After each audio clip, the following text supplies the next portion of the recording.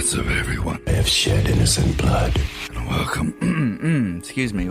Sorry about that. We all go a little mad sometimes. What's up, everyone, and welcome back to the Formal Review. This is Season 3, Episode 33, and I thank you all for tuning in once again. So this is the 4th episode in the October Halloween series where I have been reviewing movies chosen by my followers. I'm doing this because Halloween is one of my favorite holidays, and I really love the month of October, and I'd like to watch scary movies around this time of year. So if you missed out on voting, you're going to have to follow me on social media to see what movies will be reviewed. Though this is the second to last episode in this series, so you can just wait for the last one to drop. Now, before I go into the movie for this episode, I know I talk about this at the end, but the data shows that most people skip over that part.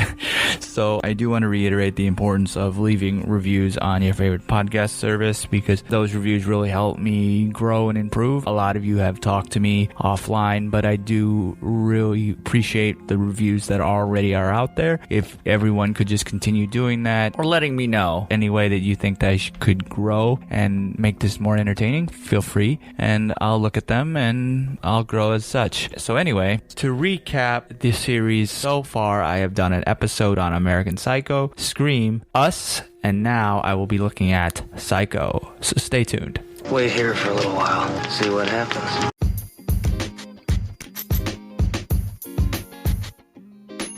Have you ever thought about starting your own podcast? When I was trying to get this podcast off the ground, I had a lot of questions, like how do I record an episode? How do I get my show into all the apps that people like to listen on? How do I make money from my podcast? The answer to every single one of those questions is really simple. Anchor. Anchor is a one-stop shop for recording, hosting, and distributing my podcast. And best of all, it's absolutely 100% free and ridiculously easy to use. And now Anchor can match you with some great sponsors. That means you can get paid to podcast right away. In fact, that's exactly what I'm doing right now. So if you've always wanted to start a podcast and make money doing it, go to anchor.fm/start to join me and the diverse community of podcasters already using Anchor. Again, that's anchor.fm/start. And I can't wait to hear your podcast.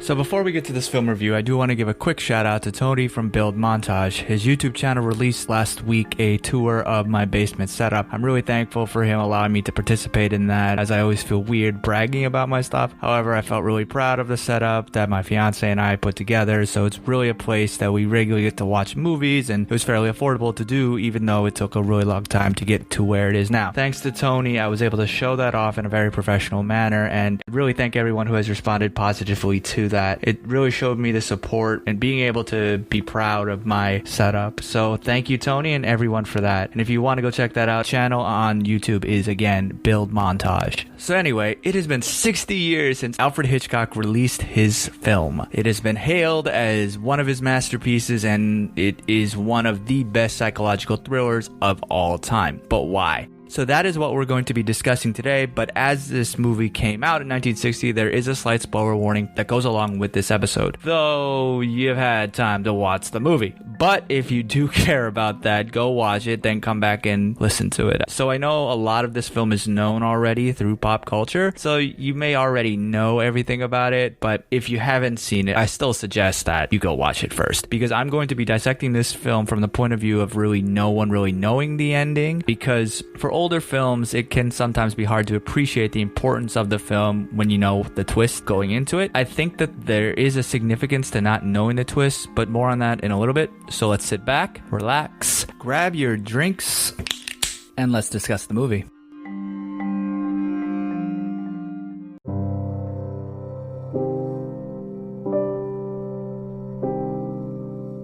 So Psycho is a 1960 psychological horror film produced and directed by Alfred Hitchcock. The screenplay, written by Joseph Stefano, was based on the 1959 novel of the same name by Robert Bloch. The film stars Anthony Perkins, Janet Leigh, Farrah Miles, John Gavin, and Martin Balsam, and it centers on the encounter between a female embezzler on the run, Marianne Crane, played by Leigh, and Norman Bates, played by Perkins, the shy owner of a secluded old motel, and the aftermath aftermath that comes from their interaction. Now, before I go into anything, I'm going to say that I've only seen this movie once before, and I was a child when I saw this. My parents are big fans of Hitchcock, so I saw a lot of his films, probably an age where I shouldn't have. I still remember how much The Bird scared me. I remember running up the stairs to my bedroom to hide. I was maybe 7 or 8. It was not a good experience. Initially, the reviews of this film were mixed, with people saying things like, and I quote, "This is not an abundance of subtlety or the lately familiar Hitchcock bent towards significant and colorful scenery in this obviously low-budget job," end quote. And also that it was melodramatic and less effective than his other films. However, mainstream audiences really enjoyed the film, and they had lines stretching outside the theaters. Hitchcock personally earned over $15 million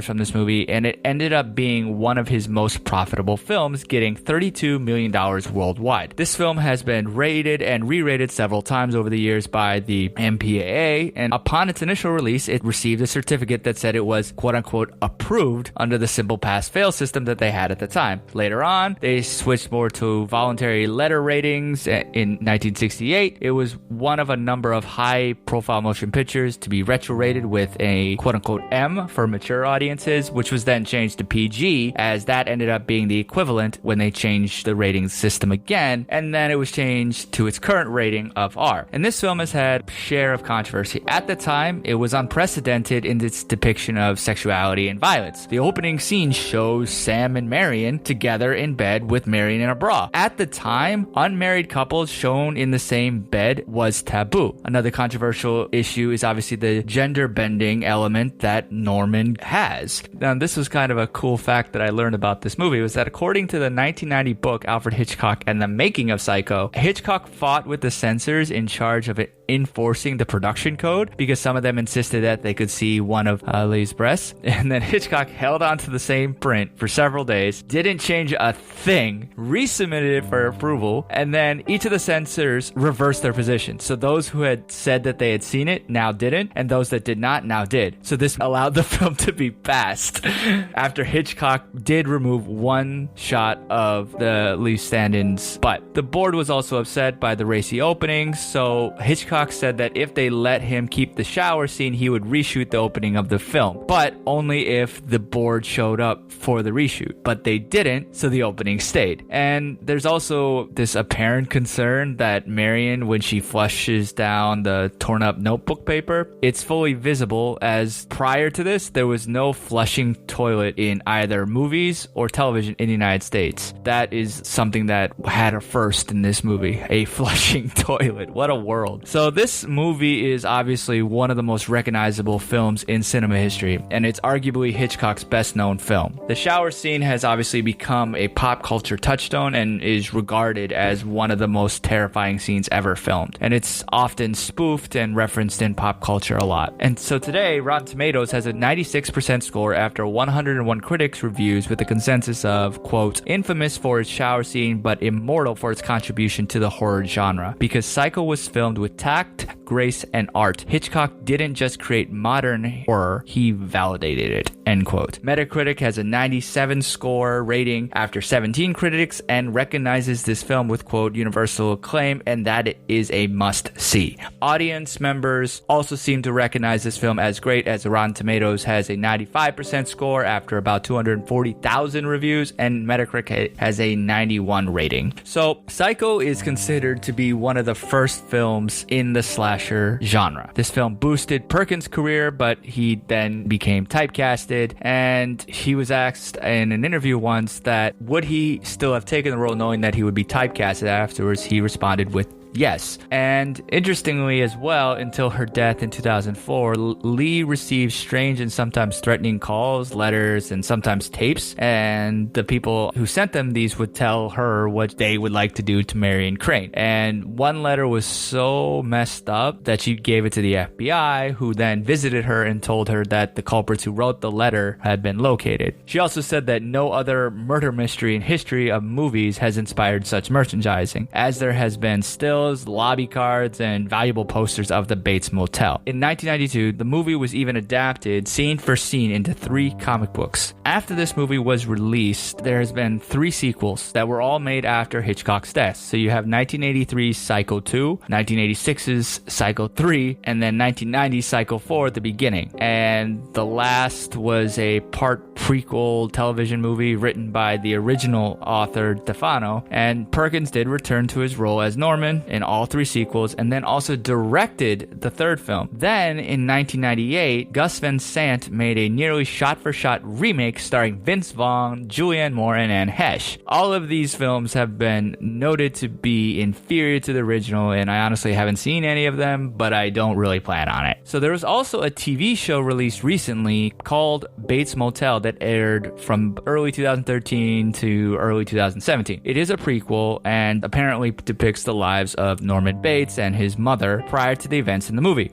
but in a different town and in modern day. Apparently it is really good, and maybe I'll check it out. So why is Hitchcock so good? It's because he's able to put the audience as a character in his movies. They are a part of the plot so that the film's psychological effects are enhanced. It pushes the audience to recognize fear within themselves, and Psycho does not step away from that. It looks at the subconscious battle between good and evil that exists in everyone and really shows what could happen if one side rules over the other. And I think that this is a direct parallel to Robert Louis Stevenson's The Strange Case of Dr. Jekyll and Mr. Hyde, which was released in 1886. For those who skipped high school English or it's not really read anymore, this novel deals with the phenomenon of schizophrenia, also known as split personality. Jekyll is a brilliant, conservative, respectful doctor who represents the ideal society. He invents this potion that can separate his repressed evil tendencies, and then when he drinks it, his dark side is fully exposed. You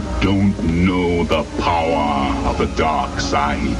He then changes into Hyde, who is a short, ugly, vicious monster who proceeds to do all the things that a saintly doctor would never think of doing. He obviously represents all the things that are prohibited and suppressed by society, such as sex, murder, and other sinful things. Psycho obviously also deals with multi-personalities, as Norman Bates is a schizophrenic man with severe psychological problems. The audience learns that 10 years prior to the events of the movie, he had killed his mother after catching her in bed with another man. Because of his guilt of killing his mother, he cannot, or honestly maybe will not, acknowledge his mother's death. He then does everything possible to keep the illusion that she is still alive. He preserves her body, he dresses like her, and then even carries out conversations with her. As a child, it's kind of said that he was jealous of her when she was with another man, and then as an adult, he subconsciously assumes that she was equally jealous of him. So this obviously can lead to problems when he starts dating. His mother's personality then emerges, and then he murders the girl. Bates is Hyde when he becomes his mother. He is pretty much unconscious, he's irrational, he's impulsive, and he's really not logical. He doesn't have values, and he really is without morals too. So in the novel, Jekyll describes Hyde as being more expressive and single than the imperfect and divided countenance that I had been hitherto accustomed to call mine. All human beings, as we meet them, are commingled out of good and evil, and Edward Hyde, alone in the ranks of mankind, was pure evil. And this description can honestly go toward Bates as well. This is the duality of the character being pulled in 2 different directions, fighting the other for control. While Norman and Norma aren't so much fighting each other, they're part of this greater psychology debate of which school of psychology does it fall in. So there are 2 approaches to psychology. The first one is known as Freudian, which essentially sees the mind as a unified and coherent entity. And this approach states that any really sidestep from this entity is essentially a disease. So simply put, his main points are the id, ego, and the superego. So the id is the dark, inaccessible part of our personality. We call it chaos. And ego is judgment, tolerance, and reality. Basically, the ego separates out what is real. And then the superego is what is normally looked at as the person's conscience. So the other approach is a Jungian look at things, which simply states that there are many parts of the mind, and it is pretty much incoherent. Now, the big question is, does the duality of Norman and Norma align more to the first or the second? Arguably, the duality could be caused by seeing his mother with another man, and if Norman didn't see that, he would have been normal, and none of the events of this film would have happened. At the same time, however, one could also argue that Norma was never really created because she was always there. She just needed a reason to come out into the world, and seeing his mother with another man allowed her to come out. And Stevenson basically suggests in his book that those that participate in less respectable activities and other indulgences which a professional life forbids are unhealthy. Freudian psychology states that Norma is essentially an unhealthy part of Norman's life. He kills women, and similar to Hyde, she's pretty much the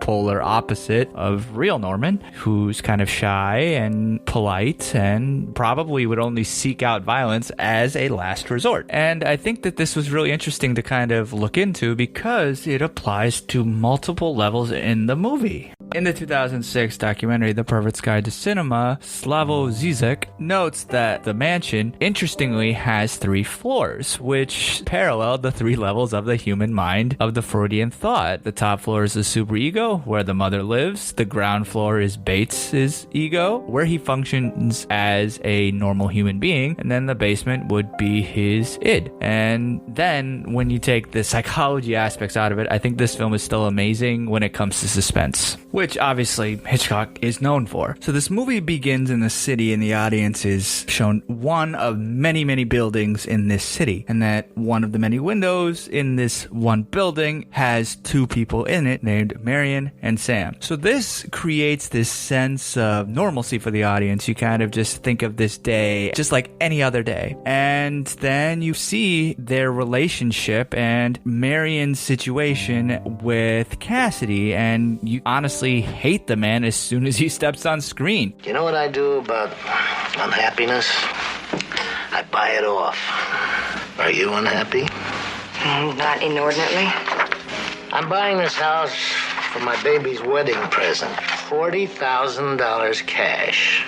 Now that's not buying happiness, that's just buying off unhappiness. So when Marion then takes his $40,000, it's not really looked at as a crime per se, it's more looked at as justified in a way. So as the film continues on, the audience learns more about her life, but they still kind of want to identify with her and they sympathize with her. And I think that the character is the first display of split personalities because they kind of show it through mirrors and windows, and this kind of ends up foreshadowing a lot in the movie when she kind of battles both sides of her conscience while heading to the Bates Motel. And at this point, the audience is pretty much a participant within the plot. They, like Marion, are pretty much suspicious of everything around them. When she shudders when Norman's mother yells at him, the audience shudders. So have you bringing strange young girls into a supper? By candlelight, I suppose, in the cheap erotic fashion of young men with cheap erotic minds. Mother, please. And then what? After supper, music, whispers? Mother, she's just a stranger. She's hungry and it's raining out. Mother, she's just a stranger. As if men don't desire strangers. As if, oh, I refuse to speak of disgusting things because they disgust me. You understand, boy? Go on, go tell her she'll not be appeasing her ugly appetite with my food, or my son. Or do I have to tell her because you don't have the guts? Huh, boy? You have the guts, boy? Shut up! Shut up! This then sways the audience from Marion to Norman when Norman decides to return the money and face the consequences because of her conversation with Norman, and so you trust Norman. Another psychological aspect that this film has is represented through Marion and Norman. They represent the disparity between neurosis and psychosis. So if you don't know, neurosis is a mild mental disorder not arising from organic diseases. Instead, it comes from stress, depression, or anxiety. Psychosis is a major personality disorder characterized by mental and emotional disruptions. As audience members, we see the reasons why Marion steals the money. We then see reasons to sympathize with Norman, which, because of the end of the movie, gives the audience this kind of uncomfortable feeling. We are forced to re-examine our judgment abilities to see why Norman is worth of sympathy. So during the infamous shower scene, we think highly of Marion, and Norman is a good person. Then we're thrown for a loop when Marion is murdered. And what's even more disturbing is that the scene is shot not from Marion's point of view, but the killer's. Then we have to question who killed her. It couldn't be Norman at this point because he is so wholesome. We see the back of a woman's head, so it could have been an assassin sent by Cassidy because he even says early on, I'll get it back, and if any of it's missing, I'll replace it with her fine, soft flesh. I'll track her, never you doubt it. so that her death could be due to her stealing his money. The film then brings in Sam again, Lila, and Arbogast. Arbogast being the private investigator. He goes and investigates Marion's murder at the Bates Motel, and then he is also murdered by this strange character that we still don't know who it is. Then, when Sam and Lila head to the Bates Motel to investigate both of their disappearances, Hitchcock kind of gives clues to who caused the murder. Sam and Norman are in the parlor where Marion had dined with Norman before she was murdered, and we know, based on the opening scene, that Sam had what Norman wanted, a relationship with Marion, but was unable to get because of his psychotic nature. In the end, we're obviously given the explanation of what happened, and it's absolutely terrifying. Like I said, it forces the audience to look at itself and analyze their part in the film. This fear is not due to the murders themselves, but the fact that all of the emotions of the movie can hit any audience member that looks at good versus evil that exists in real life. Audience members really feel this anxiety that Hitchcock purposely puts into his film, and frankly, that is why it is one of the most profound horror films ever made. So to conclude though, this movie, even 60 years later, has continued to be creepy to anyone who watches it. And this is why Hitchcock's work as a whole is revered as terrifying. And if for some reason you haven't seen this film, I would highly recommend it because it is a cinematic classic horror masterpiece. Now, we only have one more movie in the October Halloween series, and look out for that review coming out later on. Now, what did you think of this cinematic classic and my analysis of the movie? Let me know. Hit me up on social media. The Former Review is on Facebook, Twitter, and the Gram. I post many things, including trailer reactions, so go check those out. The handle is all the same. It's at The Former Review. Feel free to also check out backseatdirectors.com, where I work with a big team to put out movie reviews and also editorials. Again, that's backseatdirectors.com. Please also subscribe to The Former Review. We're on Google Podcasts, Apple Podcasts, Spotify. We're now on Amazon Music, iHeartRadio. Honestly, pretty much anywhere you can find a podcast,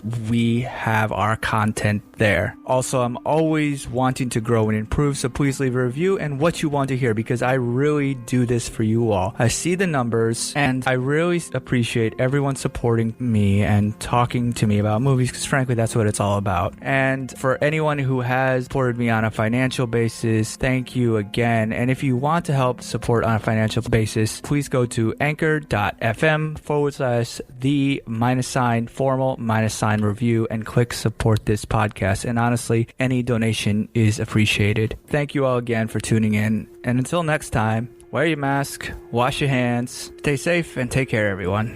Thanks for tuning in to another episode of The Former Review. Cheers, and we'll see you next time.